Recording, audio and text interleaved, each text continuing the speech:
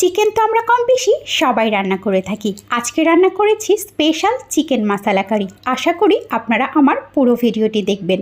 আমি এখানে তেলের মধ্যে বেশ কিছু পেঁয়াজ, কাঁচামরিচ, রসুন আর টমেটো ভালো করে বাদামি করে ভেজে নিয়েছি।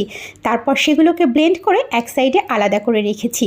এরপর ফ্রাই প্যানে কিছুটা তেল দিয়ে চিকেনগুলো দিয়ে খুব ভালো করে ভেজে নিয়েছি।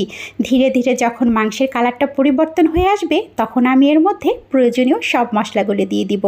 এখানে আমি দিয়েছি আদা রসুনের পেস্ট, লবণ, হলুদ, মরিচ, সজের গুঁড়া আর ওই যে একটা স্পেশাল মশলা আমি ব্লেন্ড করে রেখেছিলাম সেটাই ধীরে ধীরে এর মধ্যে অ্যাড করে দিচ্ছি। মশলাগুলো দেওয়া হয়ে গেলে খুব ভালো করে ধীরে ধীরে চিকেনটাকে ভালো করে কষিয়ে নিতে হবে। যত বেশি আপনি ধিমি আঁচে মাংসটা কষিয়ে নেবেন রান্নাটা কিন্তু ততই বেশি মজাদার হবে। আমি কিছুক্ষণ ঢেকে রেখে তারপরে অল্প পরিমাণে পানি দিব। এই চিকেন রান্না করতে খুব বেশি পানি দেওয়ার প্রয়োজন হয় না।